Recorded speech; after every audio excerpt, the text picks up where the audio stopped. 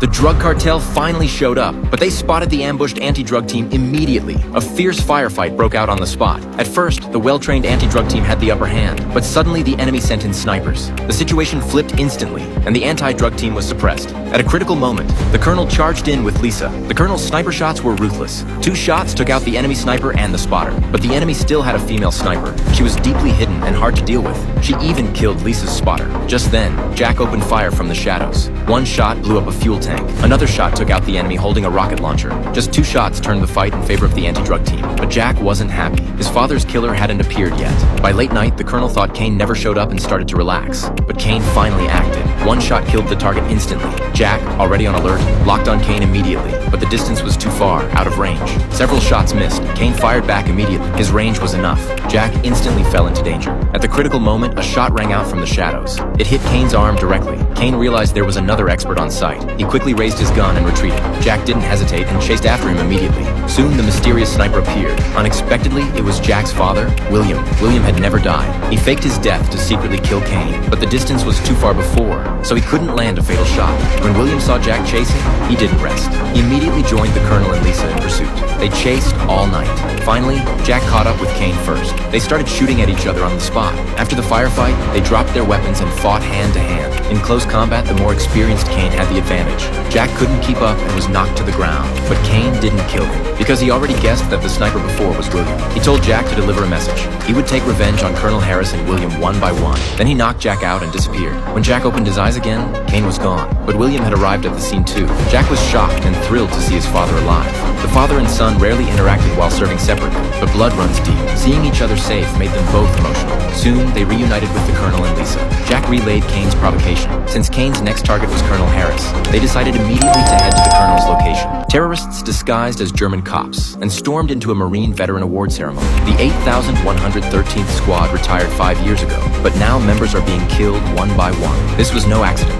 It was a planned hunt. Under the mastermind's control, 3 of 8 men were already dead. The rest were lost, with no idea who wanted them gone. So they launched an investigation right away. Their first target was the consul in Frankfurt. The consul got shoved into a car. Both he and his guard had bags over their heads. Bob started pressing him for answers. Then the truth came out. The consul was secretly selling real passports. Finally, they got a lead. At least now they knew one hideout the mercenaries had used. The bodyguard was actually Dobbs, Bob's teammate in disguise. They planned to release the consul and his guard, but Dio noticed their car was already blocked. The one blocking them was Bob's old contact, now his friend, FBI agent Memphis. They quickly agreed to meet at the airport that night. Bob told him to grab the passports from his hotel and set up the flight info. Memphis reached the hotel, the same place where the attack went down. German investigators were all over the scene. This wasn't his case, so he walked straight to Bob's room. But inside, a German federal cop was already searching the place. Memphis didn't know this so-called cop was actually the mastermind, the infamous sniper, Solotov. Out of caution, Memphis asked which unit he was with. The man's story had no cracks, so Memphis believed him and asked if he'd heard of a group called Golden Moon. But the moment he walked out, Solotov called his men right away.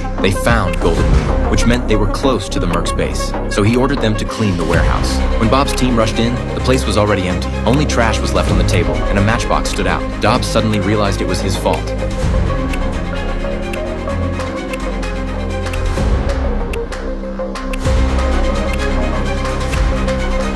Meanwhile, Memphis went to the CIA office in Germany and searched Golden Moon in the database. Almost nothing came up except one private bank that looked connected. He passed that info to Bob, not sure if it would help, but when they reached the bank, it was a bloodbath. All employees were slaughtered, and one man, Bassett, was strapped with a bomb by Solotov, waiting for Bob's team to walk in. Get down! Mom, are you okay? I'm all right. Are you hurt? No, I'm hurt. Call 911! Oliver immediately took off after him. He threw a steel rod, successfully slowed down the killer, but a big truck blocked his way. Oliver lost him. He was really pissed. Swore he'd catch the guy who shot his mom. He figured out the killer might be connected to Frank. He went to Frank to talk business, trying to find out who the killer was, but Frank had to go to an emergency meeting, so he had his daughter Helena talk to Oliver instead. Oliver and Helena really hit it off. He seemed to fall for Helena. It's really nice to be with someone that I can be myself with. It's nice to be with someone who knows how hard it can be. Just then Oliver got a call from Diggle. He told Oliver, Frank's men are collecting protection money. They have already sent 4 people to the hospital tonight.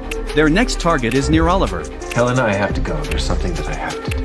Your payment's due. I already made my payment this month. You need to pay again. I can't afford to make another payment. Break his fingers. Oliver got there just in time, but then that killer showed up too.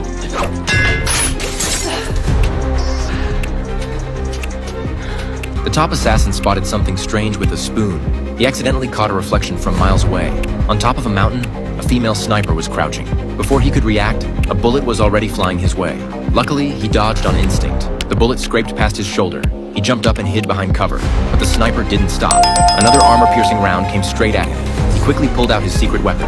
He clapped his hands. 7 golden rings lit up around him. With a wave, all the weapons nearby started floating. He assembled them fast. 3 drones took off from the rooftop. They flew straight toward the mountain. He locked onto the sniper's position from the ground. On the screen, the female sniper was about to fire again. Then she noticed 3 drones heading straight for her. They had already locked on. He gave the order to fire. She reacted fast. She tied a rope around her waist, then used a nail gun to hook onto one of the drones. At the same time, the drones started spraying bullets. She weaved through the barrage like a shadow, then jumped straight off the cliff. The drones followed close behind. Bullets flew inches from her body, but she stayed calm. She glided all the way into the forest. The trees blocked the drone's view. He took the chance to build heavy weapons. Once he got her exact location, he launched a full-on bombardment. She had to dodge left and right. Just then, her backup finally arrived. He saw the helicopter, but before he could react, his drones got shot down. The female sniper escaped in the chaos. But right after, a group of mercenaries spotted her. At the edge of death, he launched a surprise attack. He grabbed a rifle off the ground, just to buy himself some time to escape. But as he turned to leave, another sniper had already locked onto him. Worse, the road ahead was completely blocked. Right then, the sniper's teammate showed up in a helicopter. The pilot made a perfect drop. An off-road vehicle slammed onto the ground. The sniper sprinted over. Under the helicopter's cover fire, she finally made it out alive. The man mounted a specially made steel fork to the front of the car. Then he connected it to the high-voltage system in the trunk. Next, he put on a protective helmet. With his command, his partner inside the car pressed the discharge button.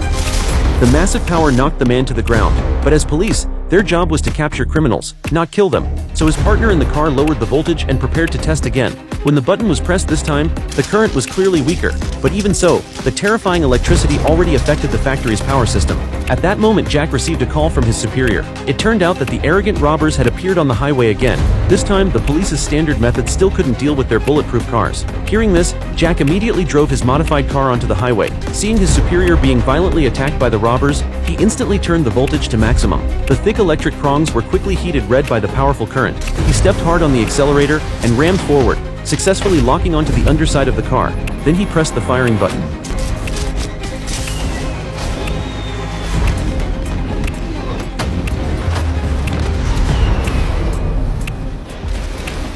The massive power left the robbers in the front car stunned. They were shocked by the police's new weapon. They immediately began swerving, trying to evade Jack's electric prongs. But against Jack's superb driving skills, it was all in vain. He seized the opportunity, hit the gas again, and caught another car.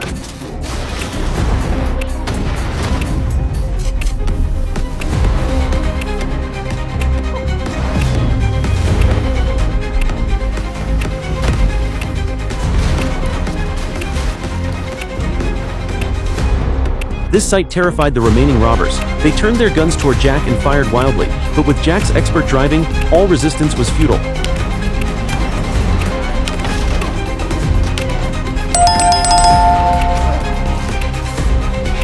The expected explosion never came. Jack was surprised to find that the power system had malfunctioned. Seeing that his superior was about to intercept the criminal's truck, he couldn't afford to fail now. Fortunately, after Jack frantically tapped the controls, the power system finally came back online.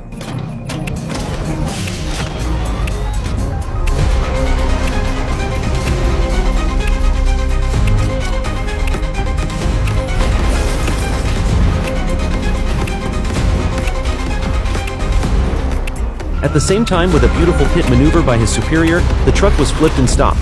And just like that, the gang of robbers who had been rampaging on the highway were successfully captured by the police. Nobody lifts their head! Nobody gets hurt! Get out! Stay down! You're gonna get us killed. I'm a cop. I don't wanna die. Please. The cops quickly got to the bank, but the robbers had already escaped through underground tunnels. Diggle told Oliver about the bank heist, but Oliver didn't want to deal with this kind of street crime. He only wanted to take down the corrupt businessmen on his list. Crime happens in this city every day. What do you want me to do? Stop all of it? Diggle told Oliver, An off-duty cop got killed.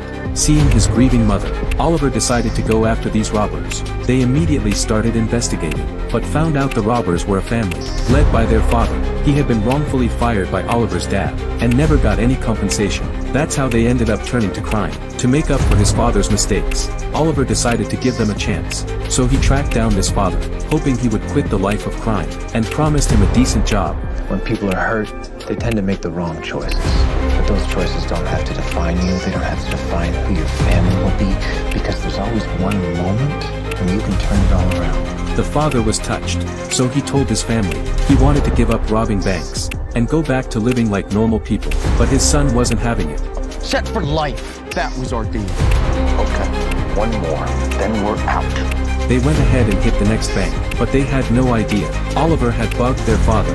He immediately moved in to stop them, but the sound of fighting alerted the security guards. He's bleeding out. Call ambulance. Now! It wasn't his fault. I turned my son into this. The man was about to pay respects to his late wife, but a business card on the ground caught his attention. While he was still puzzled,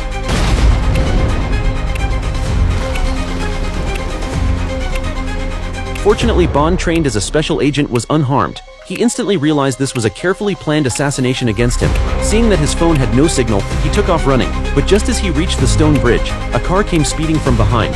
Luckily, a nearby stone pillar saved his life. Escaping death, Bond was about to keep running, but a killer on a motorcycle appeared ahead. While he hesitated for a split second, the car behind him made a sharp drift. Now Bond was trapped in the middle with nowhere to go. In the nick of time, he grabbed an electrical cable and jumped off the stone bridge. Thankfully, the metal clamp holding the cable was strong, allowing Bond to land safely. The killers on the bridge were stunned by the move. Bond quickly got up and ran again. He dashed through a stone tunnel to escape, but as soon as he exited, the motorcycle killer came at him again. Bond charged forward without hesitation and quickly took him down. Then he mounted the killer's motorcycle and continued his escape. He sped through the maze-like streets of the town and soon collided with a parade. Seeing no way around, he gunned the throttle toward a slanted wall. He finally broke free from the encirclement and returned to his hotel. But the moment he walked in, Bond sensed something was off. Only his girlfriend knew his whereabouts. So how did those killers find him? The man noticed something off in the subway. He saw a guy in a hoodie quietly shove his backpack under a seat. As soon as the train stopped, the guy jumped off in a hurry. Pete, a federal agent, rushed over to check the bag. He didn't know how to defuse a bomb, but he had to keep the damage as low as possible. So he pulled the emergency brake. Panic spread through the car. Passengers started freaking out. A mom and her daughter got pushed to the back. Pete ran over, grabbed the little girl, and helped her mom off the train.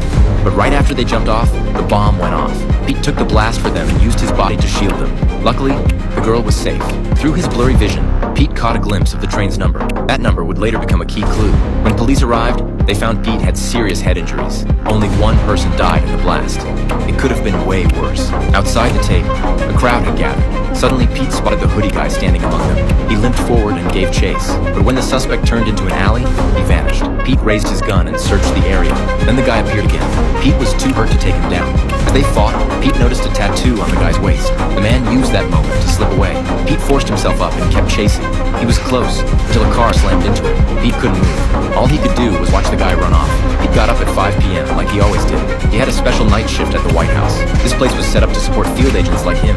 His job was to stay ready for a mysterious phone call. If the phone rang, it meant something big was going down. That night, the phone suddenly rang. The woman on the line didn't know the passcode. By the rules, Pete should have hung up, but she was panicking. She said her uncle and aunt just got murdered. Before it happened, her uncle gave her this number and said it could save her life. Pete asked for her address and called the cops, but by then, the killer had already arrived. Rose was terrified and didn't know what to do. Pete told her to run upstairs to the bathroom. He wanted to throw the killer off and buy time for the cops. Then he told her to hide in the closet. To keep an eye on things, Rose put a mirror near the door. The killer saw the phone was missing and figured she was upstairs. Just like Pete guessed, the killer went straight for the bathroom. Suddenly, loud banging came from the door. Pete told Rose not to move, but the killer realized it was a trick and turned toward the bedroom. Pete heard the police arriving and finally relaxed. Rose ran out and hugged the officers. She looked back and saw the window wide open. That meant the killer had just escaped through there. Pete reported it right away to Farr. Farr told him to bring Rose in. They needed her statement. But the CIA Deputy Director Hawkins showed up first. He wanted to take Rose too. The moment she heard White House, her expression changed. Then Pete showed up, and Hawkins clearly wasn't happy to see him. Pete, an FBI agent, was riding the subway. He accidentally stopped a bombing. Because of that, Chief of Staff Farr moved him to the White House to handle emergency calls from night agents. That night, 2 night agents were killed by hitmen. Rose escaped under the cover of her uncle and aunt. Pete put him in a hotel. The Secret Service sent agents to protect him. The next day, Pete went to check on Rose, but the agents were gone. He was about to move Rose out when a killer dressed as a waiter showed up. The female killer saw the empty room and called her partner right away.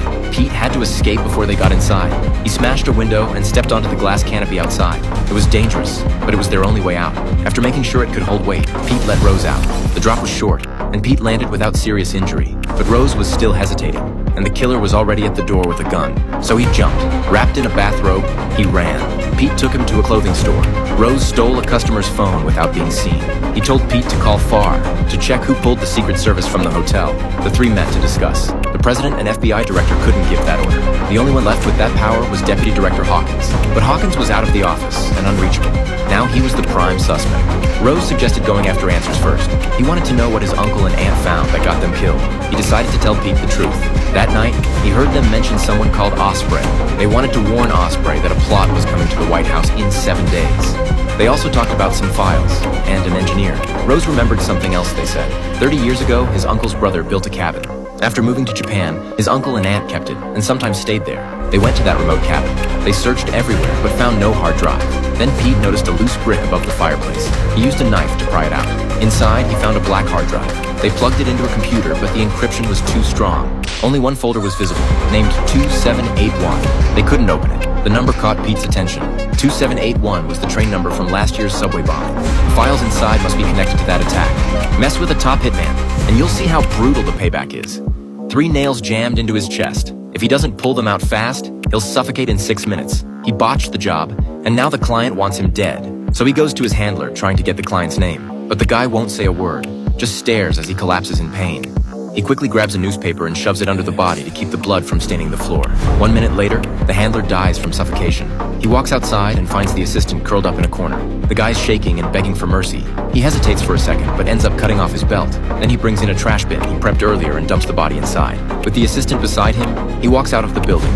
They head to the assistant's place. Turns out he backed up everything. Using the date and file number the guy gave him, he digs through a pile of folders and finds the client's name, plus info on the hitman who hurt his girlfriend. He drives 1,000 kilometers straight to Florida. Using the address on the card, he locates the hitman's house. He drives past the place slowly, spots the guy, clearly mobbed up. He parks nearby and starts planning tonight's takedown. First, he hits a grocery store and grabs everything he'll need. Then he parks near the house and waits for the right time to strike. Once the house goes dark and the guy's alone, it's game time. He tosses in some pork laced with tranquilizer, then waits in the car for 30 minutes. When the time's up, he walks through the door. That vicious guard dog, knocked out cold. He steps in quietly, searching for the target. But just as he opens a door, the lock makes a beeping sound. That tiny noise gives him away. He freezes, holding his breath. But it's too late. The guy ambushes him. He drops his gun. They start wrestling, trading blows non-stop. Just in time, he grabs the gun off the floor and shoots the guy before he can charge again. He pulls out a Molotov cocktail, tosses it inside, and sets the place on fire to make it look like an accident. Target 1, eliminated. Next up, the client. He drives to Chicago, following the address on the card. The guy's a rich businessman, easy to find, hard to kill quietly. He follows him into a high-end gym. Then while the janitor's distracted, he steals a keycard. Now he can open the locker room. He heads inside, waits till the guy's working out, then opens his locker and grabs the office keycard. He makes a copy using a device. Step 1, done. Now all he needs is the perfect moment to strike. With the card in hand, he slips into the company like he owns the place. Door after door, he walks straight into the guy's office. The client is shocked to see him, doesn't recognize him at all, thinks it's just a robbery, until he shows the card with the client's name on it. That's when the guy realizes why he's here. But instead of panicking, he just shrugs it off. Says after the mission failed, he wasn't mad. He even wired extra cash so the Hitman Group's boss could clean it up. They told him not to worry. They'd handle the rest. As for you, I didn't even know who you were. I never planned to finish you off. The Hitman turns and walks away.